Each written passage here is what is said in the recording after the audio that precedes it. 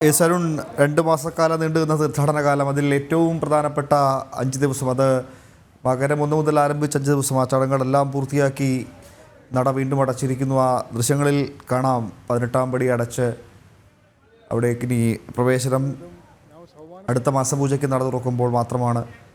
സന്നിധാനം അക്ഷരാർത്ഥത്തിൽ ഇനിയിപ്പോൾ ശബരിമലയാൻ്റെ താമസഭൂമിയായി മാറിക്കഴിഞ്ഞു. ഇനിയിപ്പോൾ മേൽശാന്തിയും ഏതാനും സഹായികളും അയ്യപ്പനും മാത്രം മാറുന്ന സന്നിധാനം, ആ തരത്തിലേക്ക് സന്നിധാനം മാറുന്നു.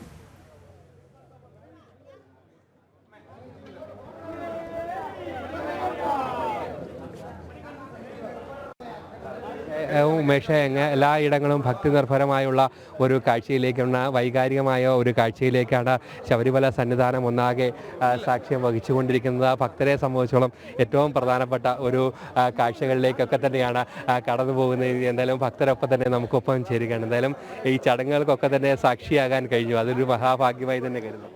മഹാഭാഗ്യമായി. അതായത് സോപാനത്തേക്ക് പോകാതെ ആള് ഇവിടെ ജനം ടി വിയിൽ അയ്യപ്പനെ കണ്ട് അയ്യപ്പനെ തൊഴുത് വളരെ വളരെ സന്തോഷമായി.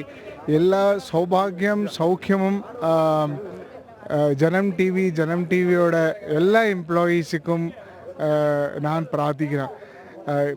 It has been such a wonderful experience watching Janam TV. If you can't go to Sabarimala, if you can't go and worship, you can virtually feel the God through Janam TV, and I'm so grateful. We are all so grateful to Janam TV. May God bless each one of you and give you all good health to serve the Lord the way you have been serving. I'm so blessed. Thank you so much. വളരെ വളരെ സന്തോഷമായി. ജനം T വിക്ക് വളരെ വളരെ thank you. സ്വാമി ശരണം.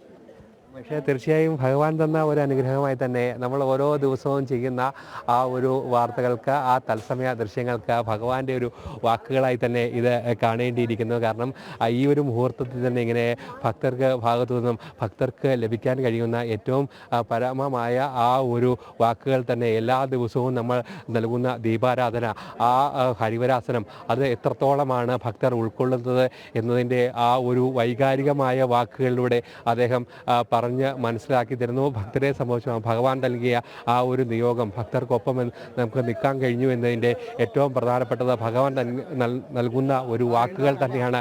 ഈ ഒരു അവസാന നിമിഷം ഈ വാക്കുകൾ എന്ന് നമുക്ക് പറയാൻ പറ്റും. എന്തായാലും നമ്മൾ നേരത്തെ സൂചിപ്പിച്ചതുപോലെ ഒരു ആത്മാഭിമാനത്തോടെ തന്നെ ഭഗവാൻ നൽകിയ ആ ഒരു നിയോഗത്തെ, ആ ഒരു കരുതലിനെ, ആ ഒരു ചടങ്ങുകളെയൊക്കെ തന്നെ കൃത്യമായി തന്നെ നമുക്ക് പ്രേക്ഷകരിലേക്ക് എത്തിക്കാൻ കഴിഞ്ഞു. അതിന് ഭഗവാൻ നൽകിയ ആ ഒരു വാക്കുകളായി തന്നെ, ആ ഒരു സന്തോഷത്തോടെ തന്നെ നമുക്കും ഒരു ആത്മസന്തോഷത്തോടെ തന്നെ പടിയിറങ്ങാം ഉമേഷേ.